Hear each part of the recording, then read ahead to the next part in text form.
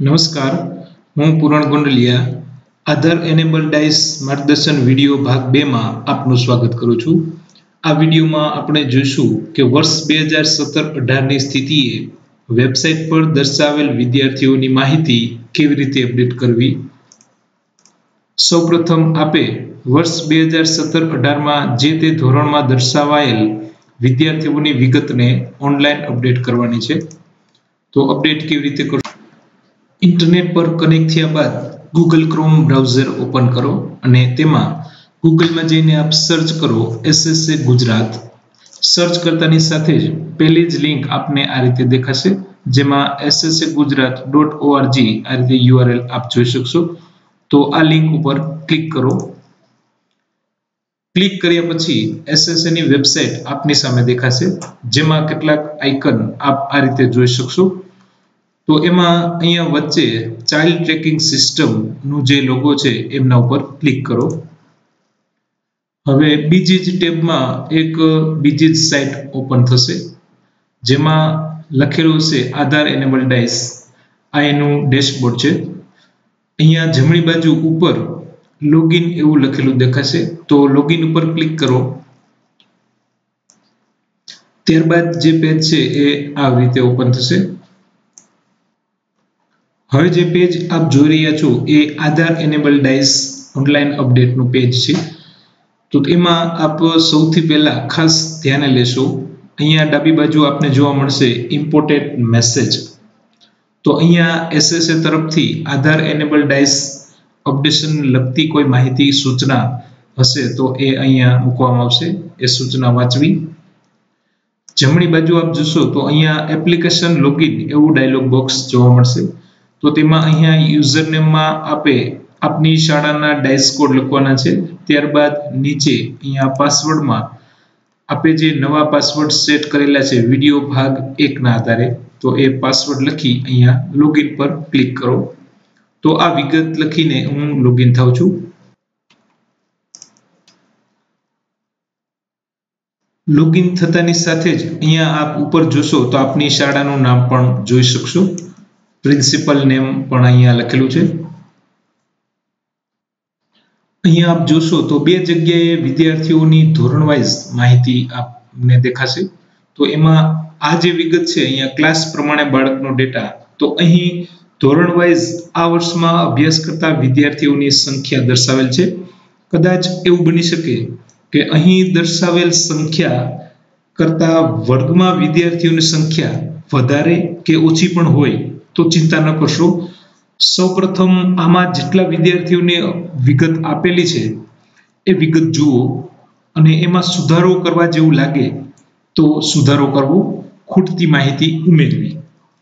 ધોરણ વાઇઝ બધા વિદ્યાર્થીઓની માહિતી દર્શાવતી ફાઇલ આપ ચાહો તો અહીંથી સેવ કરી શકો છો અને એના આધારે વિગત ચેક કરી બાકીની વિગત અપડેટ કરી શકો છો। આ ફાઇલ ડાઉનલોડ કરવા માટે અહીંયા અપડેશન માટે pre printed school report card એવું લખેલું છે તો ત્યાંથી ધોરણ 2 થી 8 ના વિદ્યાર્થીઓની માહિતી આપ ડાઉનલોડ કરી શકશો। બાજુમાં અહીંયા ધોરણ 9 થી 12 માટેની માહિતી અહીંયાથી ડાઉનલોડ કરી શકશો। જેમ કે સ્ટાન્ડર્ડ 2 થી 8 માટેની માહિતી માટે હું અહીંયા ક્લિક કરું છું તો બીજી જ ટેબમાં આપની સામે એક ફરી આવું એક પેજ દેખાશે જેમાં આગળ આપ જોશો તો આપની સ્કૂલના જે ડાઇસ કોડ લખેલા છે ડાઇસ કોડની સામે ચેક બોક્સ છે તો એમાં સૌપ્રથમ ટિક માર્ક આપશો। ત્યારબાદ એમની બરાબર ઉપર PDF નું આઇકન છે તો એમના ઉપર ક્લિક કરો એટલે આની PDF ફાઇલ છે એ આપના સિસ્ટમમાં ડાઉનલોડ થશે। ડાઉનલોડ થયેલ PDF ફાઇલ આ રીતે બધા વિદ્યાર્થીઓની ધોરણ વાઇઝ માહિતી સાથેની હશે જે આપ આના આધારે સરળતાથી વિગત ચેક કરી શકશો। તો હવે અહીંયા ક્લાસ પ્રમાણે બાળકનો ડેટા અપડેટ એવું લખેલું છે એમની નીચે જે વિગત છે એમાંથી ધોરણ વાઇઝ માહિતી અપડેટ કરીએ। તો ઉદાહરણ તરીકે હું અહીંયા 7મા ધોરણના વિદ્યાર્થીઓની વિગત એડ કરવા માંગુ છું, મતલબ કે અપડેટ કરવા માંગુ છું તો એમના ઉપર ક્લિક કરીશ। અહીંયા પહેલા ધોરણના વિદ્યાર્થીઓની માહિતીની સંખ્યાની સામે 0 છે તો અહીંયા પહેલા ધોરણના વિદ્યાર્થીઓની માહિતી આપણે એડ કરવાની રહેશે, જેના માટે જુઓ વિડિયો ભાગ 3. તો હવે 7મા ધોરણના વિદ્યાર્થીઓની માહિતી અપડેટ કરીએ. તો એમના ઉપર ક્લિક કરું છું. ક્લિક કરતાની સાથે જ આ રીતે આપણે એક પેજમાં 10 વિદ્યાર્થીઓની માહિતી દેખાશે, જેને આપ એક પછી એક વિદ્યાર્થીઓની માહિતી અપડેટ કરી શકશો. સૌપ્રથમ જે વિદ્યાર્થીઓની વિગત અપડેટ કરવા માંગતા હોય તો તેમાં ઉપર આવેલ ચેકબોક્સમાં ટીક માર્ક આપો. તો વિદ્યાર્થી 1માં જે વિદ્યાર્થી છે એમની વિગત હું અપડેટ કરવા માંગુ છું, તો એમાં ટીક માર્ક આપી ત્યારબાદ હવે આપની સામે અહીંયા ડિસ્ક્રિપ્શન છે. તો સૌપ્રથમ દાખલા તરીકે પ્રવેશ નંબર એટલે કે જીઆર નંબર, તો અહીંયા આપ જોઈ શકો છો. ત્યારબાદ બાળકનું નામ, પિતાનું નામ, માતાનું નામ, અટક, આવી રીતે અલગ અલગ કોલમમાં જેટલી પણ વિગત છે એમાં જો આપણે સુધારો વધારો કરવાનું થાય તો એમાં એડિટ કરી શકશો અને સુધારી શકશો. ત્યારબાદ છે હેબિટેશનનું નામ, ગ્રામ્ય અથવા શહેરી, તો અહીંયા લખી શકો છો. નેક્સ્ટ છે યુનિક કોડ 18 અંકનો.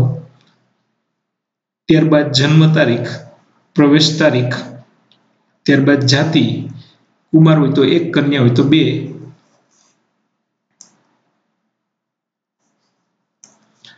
ત્યારબાદ સામાજિક જાતિ, તો અલગ અલગ એમાં કેટેગરી માટે કોડ આપેલા છે, લાગુ પડતા કોડ લખશો. ત્યારબાદ પેટા જાતિ, તો એમાં પણ એના આધારે કોડ લખશો. ત્યારબાદ ભારત સરકારનો આધાર યુઆઈડી નંબર, તો 12 અંકનો જે આધાર કાર્ડ નંબર મળેલ છે એ નંબર હોય તો અહીંયા લખશો. ત્યારબાદ ધર્મ, તો ધર્મ માટે લાગુ પડતા અંક લખશો. શું બાળક ગરીબી રેખા હેઠળ છે, બીપીએલ અંતર્ગત?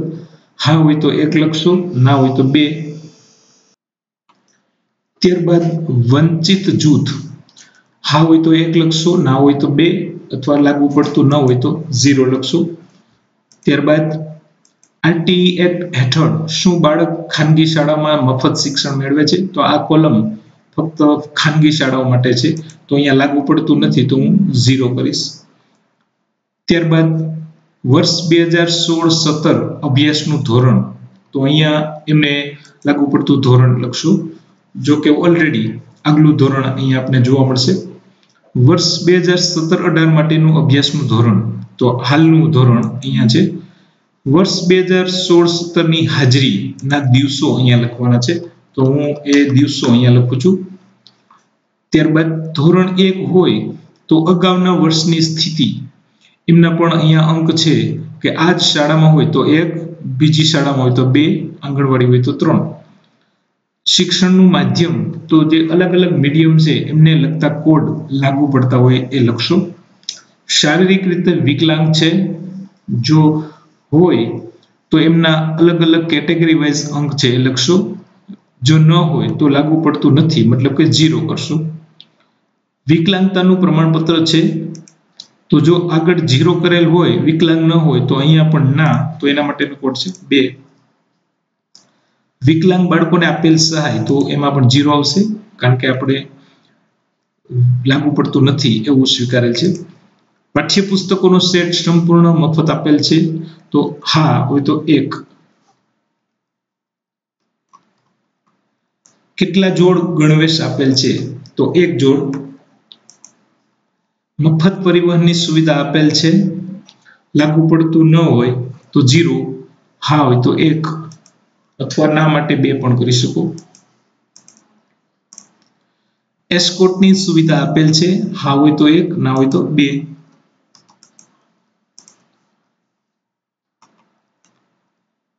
મફત છાત્રાલયની સુવિધા મેળવેલ છે, હા હોય તો 1, ના હોય તો 2. એસટીપી અંતર્ગત ખાસ તાલીમ મેળવેલ છે, તો લાગુ પડતું નથી, તો એના માટે 0. શું બાળક બેઘર છે? લાગુ પડતું ન હોય તો 0, માતા પિતા સાથે હોય તો 1. ત્યારબાદ વર્ષ 2017-18 માટે બાળકની સ્થિતિ, તો એમના માટે પણ અલગ અલગ કોડ છે કે આ જ શાળામાં હોય તો 1 લખશો, બીજી શાળામાં હોય તો 2, ડ્રોપ આઉટ માટે 3, મરણ પામેલ હોય તો 4. ત્યારબાદ બાળક કે વાલીનો બેંક એકાઉન્ટ નંબર, એકાઉન્ટ ધારકનું નામ બેંક પાસબુક મુજબ અહીંયા જોઈ લેશો પાસબુક મુજબ છે કે નહીં. ત્યારબાદ બેંકનું નામ, જે તે બેંકમાં એકાઉન્ટ છે તે. ત્યારબાદ શાખાનું નામ, ત્યારબાદ આઈએફએસસી કોડ અને લાસ્ટમાં વાલીનો મોબાઈલ નંબર. આટલું લખી સબમિટ ઉપર ક્લિક કરવાનું છે. સબમિટ ઉપર ક્લિક કરતા પહેલા આપ ખાસ એક વાત ધ્યાન રાખશો કે ઉપર અહીંયા વિદ્યાર્થી એકની સામે ટીક માર્ક આપેલ છે કે નહીં. જે વિદ્યાર્થીની વિગત આપ એડિટ કરી અને સબમિટ કરવા માંગતા હોય તો એમની ઉપર ચેકબોક્સમાં ટીક માર્ક હોવું જરૂરી છે. સેવ કરવા અંગે નીચે કેટલીક સૂચનાઓ આપેલી છે, એ સૂચના વાંચી લેશો.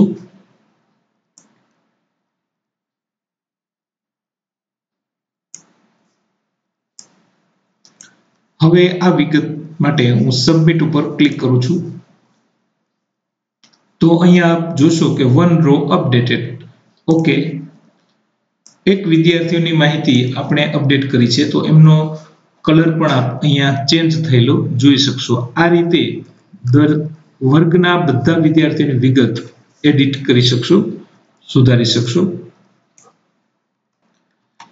પહેલા પેજમાં જે 10 વિદ્યાર્થીની વિગત આપની સામે દેખાય છે એ 10 વિદ્યાર્થીઓની માહિતી અપડેટ થયા પછી સબમિટ કર્યા પછી અહીંયા નીચે સબમિટની બાજુમાં નેક્સ્ટ બટન દેખાશે.